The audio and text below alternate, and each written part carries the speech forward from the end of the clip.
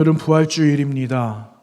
지난 사순절의 40일간을 시간을 보내고 우리는 또 한 주간의 고난주간을 보내면서 이제 오늘 영광의 그날 부활의 아침을 맞이한 부활의 증인들이 된 줄로 믿습니다. 여러분, 이제 우리에게 남겨져 있는 것은 부활의 증인이 되었으니 증인됨을 세상 가운데 나타내며 살아가는 것이 우리 삶의 본분이며 사명임을 기억하시는 오늘 부활주일 이 아침이 되시기를 주님의 이름으로 부탁드립니다. 여러분, 우리 주님께서는 무덤의 권세, 죽음의 권세를 깨트리고 오셨는데 여러분, 이 아침에 무덤 이야기를 좀 한번 하면 어떨까 싶습니다. 그림을 한 장 보여드리겠습니다. 여러분, 혹시 이곳을 가보신 분이 계세요? 여기가 이집트라는 곳이죠. 이집트의 피라미드, 이 피라미드를 모르는 분은 아무도 없습니다.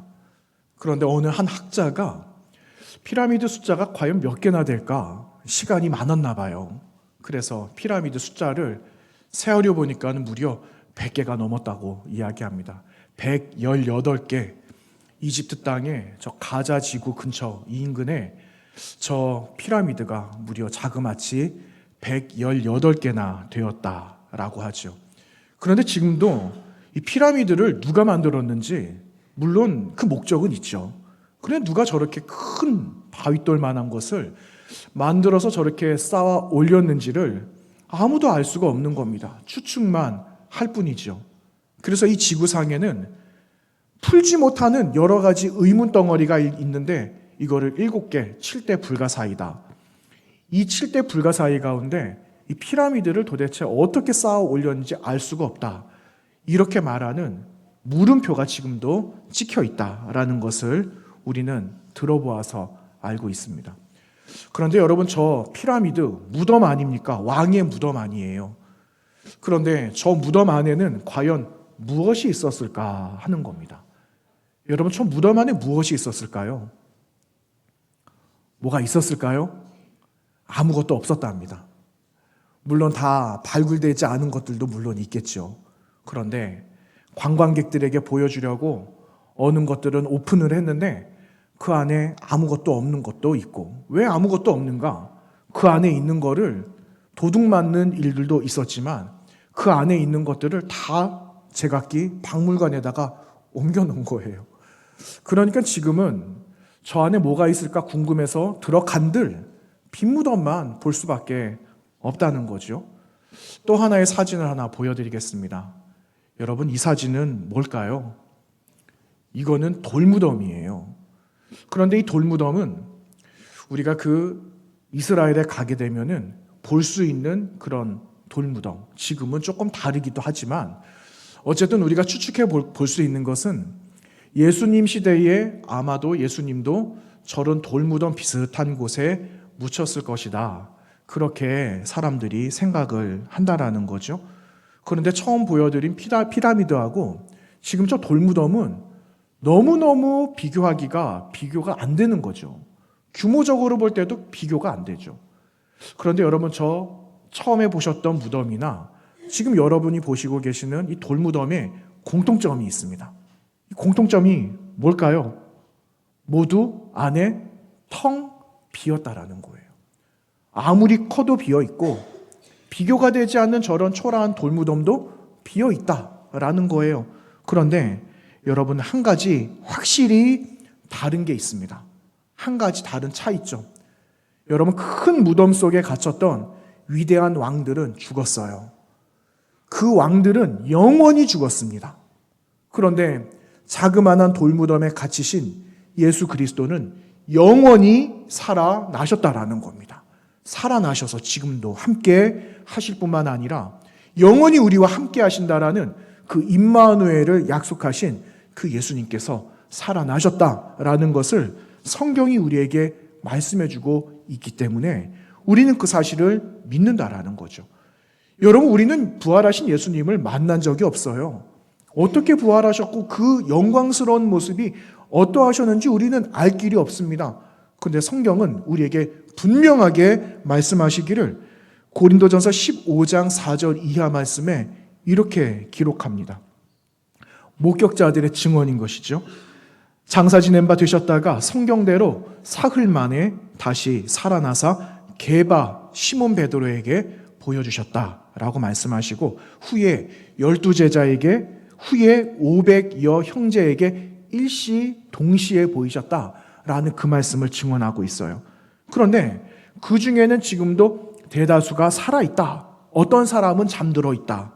그 중에 야고보에게도 보이셨고 그 후에 사도에게 맨 나중에 만삭되지 못하고도 그냥 태어난 나 같은 사람 바울에게도 보여주셨다. 이 말씀을 바울 사도께서 고린도전서 15장에서 부활장에서 그 말씀을 증언하고 있는 겁니다. 그런데 여러분, 제가 이 짧은 말씀을 들려드렸는데 대다수가 지금도 살아있대요. 여러분, 너무 궁금하지 않으세요? 예수 그리스도의 부활을 목격한 사람이 지금도 살아있대요. 여러분, 누굴까요? 예? 하네요. 예? 그러면 그 비밀을 제가 알려드리도록 하겠습니다. 여러분, 이 비밀이 어디 있는가? 정말 살아있다라는 말이 아니에요. 무슨 말이냐? 그 살아있었던 사람들이 증언해 그 증언이 지금 살아있다라는 거예요. 그 증언이 지금도 여전히 전해지고 있다라는 거예요. 그렇죠? 우리 지금 다 살아있어요. 지금 저와 여러분을 이야기하는 겁니다.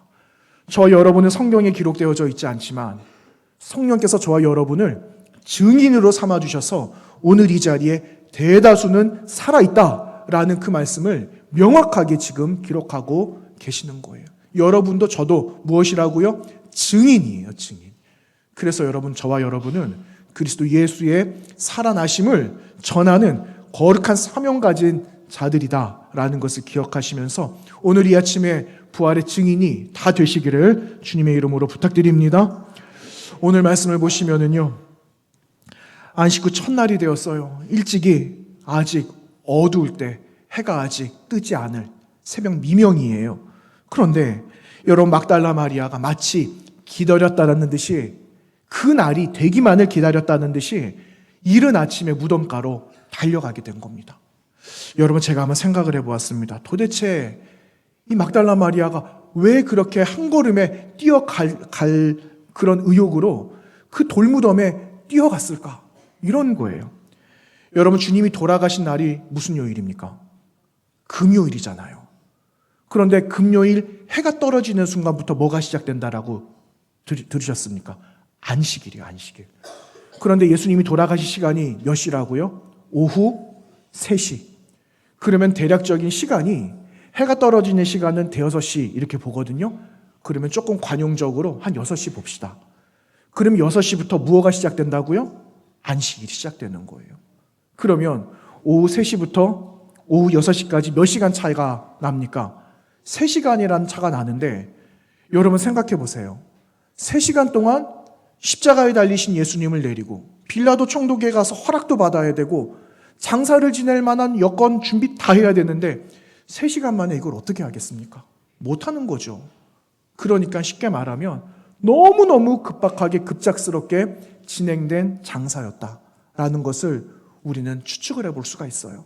그리고 예수님은 저녁 6시, 오후 6시가 되면은 그냥 돌무덤에 들어가셨다라는 것을 우리는 한번 생각해 볼 수가 있는 거죠. 왜냐하면 안식일에는 어떤 일도 할 수가 없기 때문에 이 일 하는 것도 일에 들어가기 때문에 율법에 매이게 되는 거예요. 그래서 얼마나 급박하게 예수님의 장사진이 시작이 되었고 끝나게 되었고 마무리가 되었는가. 그러니 애도할 시간이 없었던 거예요. 그러면 여러분, 이 마리아가 왜 한 걸음에 달려가려고 했는지 그 마음이 좀 읽어지지 않습니까? 그 마음으로 이 마리아가 날이 새자마자 한 걸음에 그냥 예수님이 묻혀 계신 돌무덤가로 바쁘게 달려간 거예요. 그런데 여러분, 그 새벽에 어떤 일이 일어났습니까? 돌문이 굳게 닫혀 있어야 되는데 돌문이 어떻게 되었다고요? 활짝 열려 있었던 거예요. 여러분, 상식적으로 생각해 보세요.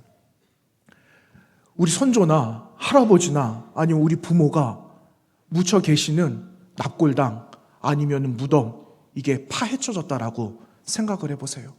여러분, 이게 얼마나 끔찍한 일이에요. 얼마나 두려운 일입니까? 그런데 시신이 어디로 갔는지 행방을 알 수가 없는 거예요. 그러니 마리아가 할 수 있는 건 주저앉아서 낙심하는 것밖에는 없었던 거예요. 그러니 펑펑 울고 있었던 그 첫 번째 현장이었다라는 겁니다. 여러분, 제자들이 다 왔습니까? 다 오지는 않았어요. 오늘 말씀 보니까 베드로, 사랑하는, 사랑받는 그 제자 누구겠습니까? 요한이라는 거죠.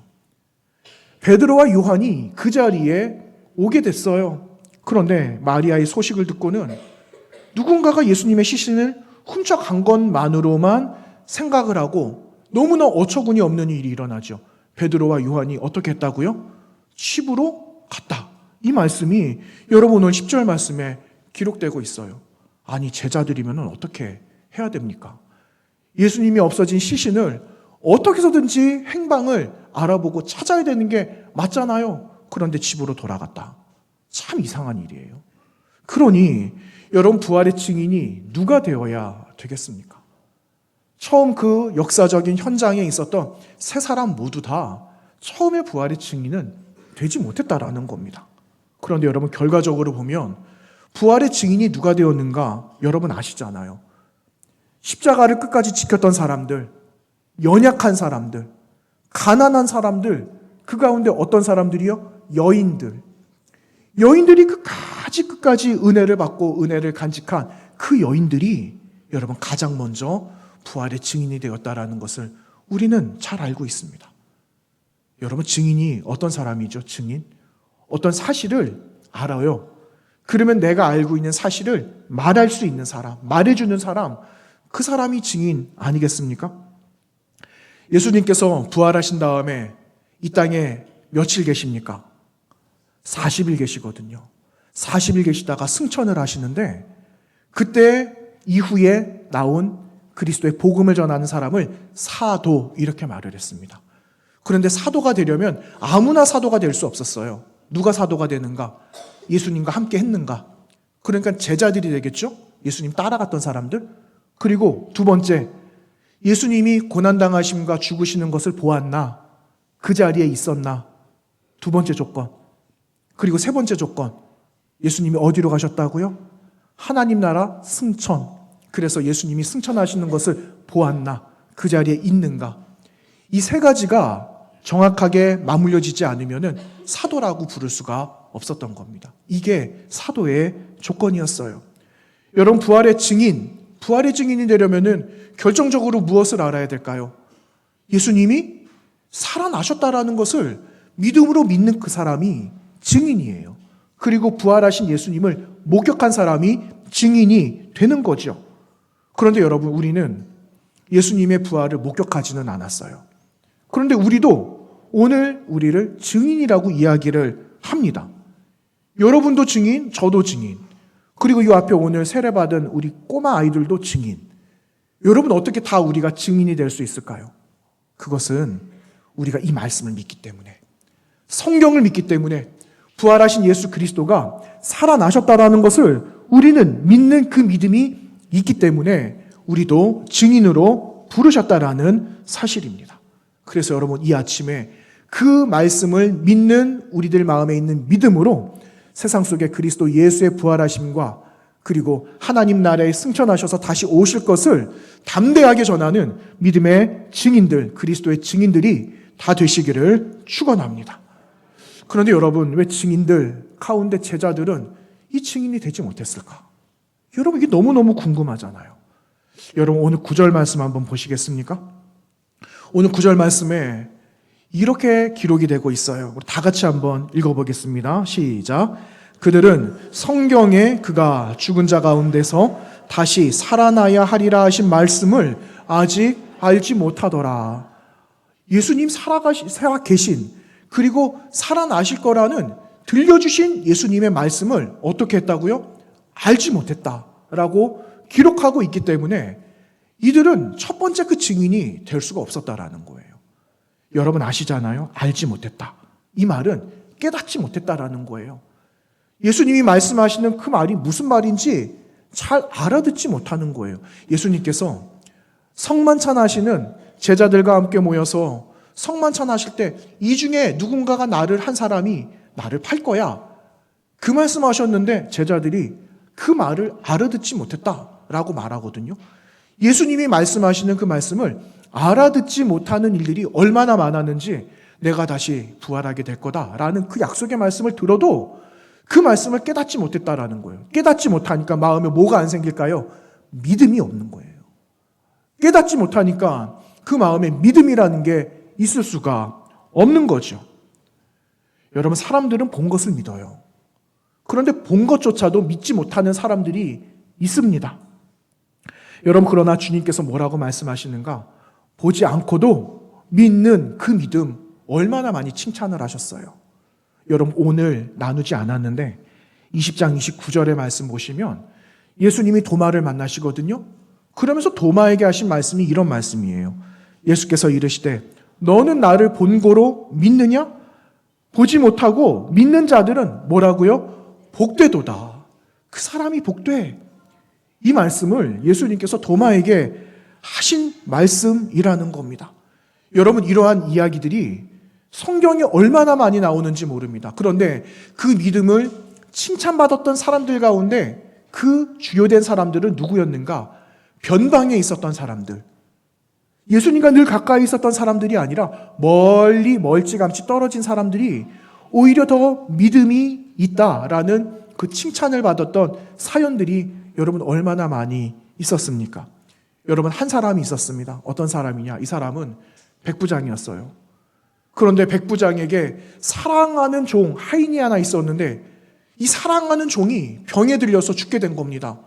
그러니 이 사랑하는 종을 어떻게 해서든지 살려야 되니까 예수님을 만나야 되지 않겠어요? 그래서 예수님을 만나서 이 사연을 다 이야기를 하게 된 거죠. 그랬더니 예수님께서 뭐라고 말씀하셨느냐? 내가 직접 갈게. 내가 가서 고쳐줄게. 이 말씀을 하셨음에도 불구하고 백부장이 뭐라고 말했습니까? 아닙니다, 아닙니다. 손사래를 칩니다. 아니요, 주님. 그러실 필요 없어요. 주님 오시는 거 내가 감당하지 못합니다.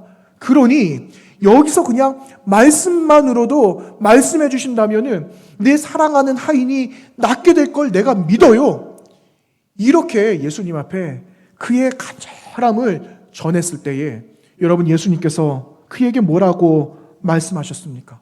내가 이스라엘 가운데 이만한 믿음을 내가 본 적이 없어. 변방의 주변에 있는 그 사람들의 믿음을 주님께서 칭찬하셨다라는 것을 우리는 볼 수가 있습니다.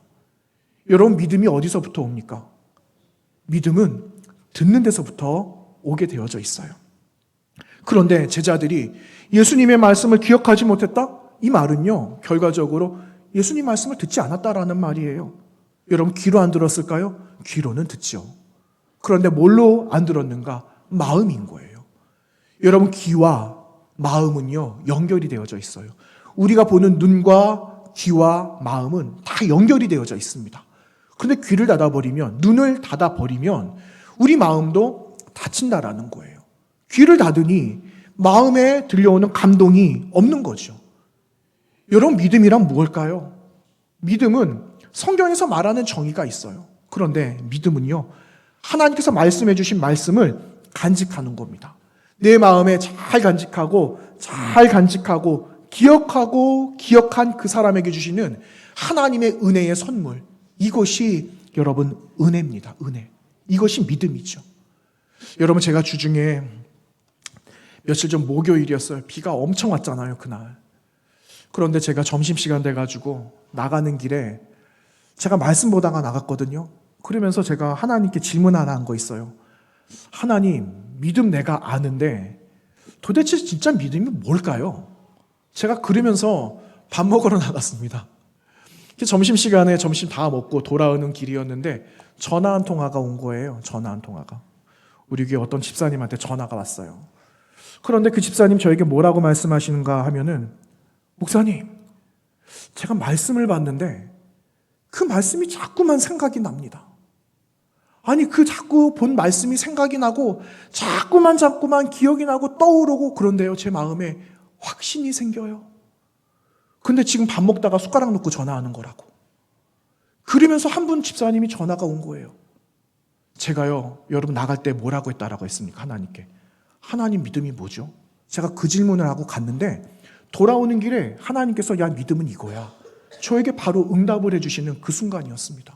참 신기하죠. 하나님, 그 믿음이 뭐죠? 그런데 그 집사님을 통해서 저에게 그 응답을, 그 말씀을 주신 거예요. 여러분, 믿음이 뭘까요? 저에게 주신 하나님의 음성과 응답, 이렇게 말씀하시더라고요. 네 마음속에 울림이 있니? 그 마음속에 울림이 있으면 그 울리는 그 마음을 잘 간직해. 그게 믿음이야. 그렇게 말씀하시더라고요. 그렇죠? 여러분, 우리가 말씀을 한 번만 보고 맙니까? 이 말씀을 본 말씀을 한 번만 보고 말아요? 아니잖아요. 말씀을 보고, 이 말씀을 어저께도 보고 내일도 볼 거고 또 먼 날 또 볼 건데 볼 때마다 마음의 울림과 감동이 달라요. 그렇죠? 살아 계시기 때문에. 그러면 그 울림을 우리는 마음속에 간직하는 거예요. 그럼 간직된 마음이 움직이고 진동이 있고 울림이 있을 때 하나님이 살아계시는구나, 하나님이 역사하시는구나, 이것을 우리가 마음으로 믿고 의에 이르고 입술로 고백하게 되는 것 아니겠습니까? 여러분, 믿음이라는 건 이거예요. 그래서 그 감동과 울림을 잊지 않는 겁니다. 그래야지 우리가 그리스도 예수의 부활을 전할 수가 있는 겁니다. 여러분, 그 울림이 어디에 기록되었다고요? 성경에 기록되어져 있기 때문에 직접 그 부활하신 예수 그리스도를 만질 수도 없고 우리는 본 적은 없지만 말씀이 있기 때문에 우리는 부활하신 예수 그리스도를 전할 수가 있는 줄로 믿습니다. 그래서 저와 여러분은 증인이 되는 거예요. 다 증인이 되는 거죠. 여러분, 우리가 저와 여러분 한 분 한 분들이 증인임을 기억하시기를 바랍니다. 여러분, 마리아가 처음 전한 소식을 다시 한번 보세요. 무슨 소식 전했습니까? 돌문이 열렸어요. 그리고 무덤은 비어 있어요. 누군가가 예수님을 훔쳐갔습니다. 이거 전했습니다. 그런데 그때는 증인이 아니었거든요. 왜 증인이 아니었을까요? 예수님 못 만났으니까. 그런데 예수님을 만나잖아요. 예수님을 만나고 나서 그가 부활의 증인이 되었다라는 것을 우리는 볼 수가 있습니다. 여러분, 오늘 나누었던 마지막 말씀 18절 말씀 한 절 보세요. 이렇게 기록하고 있어요. 막달라 마리아가 가서 제자들에게 내가 주를 보았다 하고 또 주 예수께서 자기에게 이렇게 말씀하셨다 이르니라.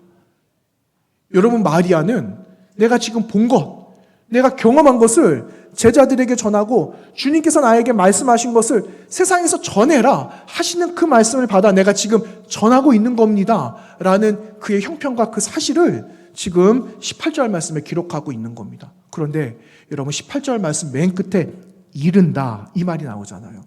그냥 지나갈 수 있거든요. 그런데 이르니라 이 말이 너무너무 중요한 단어라는 거예요. 무엇이 중요한가? 여러분, 헬라어 원어에서 이르니라, 이르다 이 말이 앙겔루사 이렇게 헬라어 단어로 사용이 되었어요.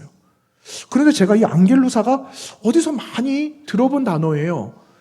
예전에 신학교 다닐 때 헬라어 이렇게 공부했거든요. 그런데 앙겔루사, 앙겔로스라는 단어가 있는데 이 앙겔로스는 천사라는 말이거든요. 그러니까 연결이 되는 겁니다. 여러분, 천사가 전한 소식이 있었잖아요. 천사가 어떤 소식 전합니까? 예수 그리스도, 메시아가 나실 소식. 그 소식을 전한 천사의 이름은 가브리엘. 기쁨의 소식을 전하는 전령. 앙겔로스는 천사라 그랬는데, 이 말의 어근이 비슷한 거 보니까 이르렀다라는 그 마리아의 이야기 말씀은 복음이었구나 라는 것을 제가 알게 되었어요. 그냥은 모르지. 그런데 마리아가 전한 이 메시지는 복음이었다라는 것을 제가 깨닫게 되었어요. 복음이 되었다라는 거죠. 여러분, 우리는 무엇을 들었습니까? 여러분, 지금 여러분 듣고 계시는 소식이 어떤 소식이에요? 주님이 살아나셨다라는 부활 소식이거든요. 이게 뭐라고요? 복음이라는 거예요. 우리는 그 복음을 들었으니까 이제는 그 복음을 전하는 사람들이 되어져야 되는 거죠. 여러분, 우리가 들은 소식을 전해야 돼요. 우리가 전하지 않으면 여러분 들어야 될 사람이 못 듣는 일이 생긴다라는 거예요. 그러니 우리는 증인으로 세워지고 증인으로서 복음을 전하는 자들이 되어져야 한다라는 사실을 여러분 기억하시기를 바랍니다. 여러분, 이런 글을 보았어요. 인간 관계는 인연이 아니라 의지다. 이런 글을 보았습니다. 인간관계는 인연이 아니라 의지다. 여러분, 이런 글을 보니까 제가 많은 생각을 하게 됐습니다. 관계를 맺으려면 어쨌든 만나야 돼요. 그런데 이 만남은 내가 원하지만 이 만남은 내가 원하지 않아, 이런 거 있잖아요. 그래서 내가 좋아하는 만남만 이루어갈 수 있습니다. 그러면 그냥 다 좋은 거죠. 그런데 여러분, 관계가 그렇습니까? 관계는 내가 좋아하는 사람만 내가 만날 수 없어요. 이 사람도 만나고 저런 사람도 만나야 이 관계의 폭이 넓어지는 것 아니겠습니까? 그래서 뭐가 필요한가? 의지가 필요한 거예요. 여러분, 복음도 마찬가지예요. 내가 말씀을 듣고 복음을 아는 자가 되었지만 그냥 듣는 것에 그치면 듣는 사람 없다니까요. 못 듣는 사람이 더 많아진다니까요. 그래서 우리가 의지를 가지고 복음을 전해야 돼요. 아, 나에게 복음을 주신 것은 복음을 전할 의지를 나와 함께 주셨기 때문에 의지를 전하는 사람이 돼요. 의지를 가지고 복음 전하는 사람이 되어져야 되는 거구나. 이것을 깨달을 때 무엇이 되는가? 바로 증인이 되는 겁니다. 여러분, 이 시간에 저도 증인, 여러분도 증인이에요. 그래서 여러분, 우리 안에 있는 그 부활의 의지, 복음의 의지를 가지시고 여러분, 세상 가운데 예수 그리스도의 나으심을 전하는 저 여러분이 되어줘야 되겠습니다. 여러분, 작년에도 부활주일 맞이했죠. 내년에도 부활주일 또 맞이하겠죠. 그런데 여러분, 오늘 맞이하는 이 부활의 이 순간을 여러분 잘 기억해 놓으셨다가 내가 부활의 증인이다 라는 그 고백을 가지시고 여러분, 하나님 앞에 아름답게 세워지고 여러분을 통해서 복음을 듣는 자들이 날로 더하여지는 놀라운 역사 가운데 아름답게 사용되어지는 예수 그리스도의 증인, 부활의 증인들이 다 되시기를 주님의 이름으로 부탁을 드립니다. 오늘 이곳에 모인 모든 분들이 부활의 증인으로 살아가게 되시기를 주님의 이름으로 축원합니다. 기도하겠습니다. 거룩하신 하나님, 감사합니다. 이 시간에 저희들을 사랑하여 주셔서 부활의 증인으로 부르시고 사명을 다시 일깨워 주시니 감사합니다. 부활의 증인됨을 기억하면서 하나님 앞에 견고하게 세워지는 자들 되도록 인도하여 주시고 주님 오시는 그날까지 내가 전하는 복음을 통하여 복음을 알고 깨닫고 복음 가운데 새롭게 변화되어지는 하나님의 백성들이 날로 더하여져 갈 수 있도록 인도하여 주옵소서. 예수님 거룩하신 이름으로 기도하옵나이다. 아멘.